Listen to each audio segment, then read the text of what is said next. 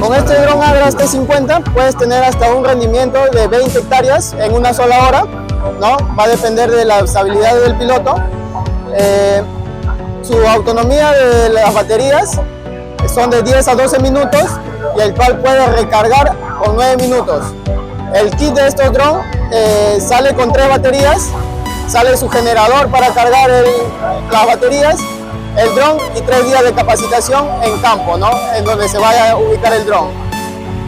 Ya con las 3 baterías usted va a poder tener un vuelo, una aplicación continua, ¿no? Mientras una batería se está cargando, hay una batería que está volando y una en espera para hacer el cambio.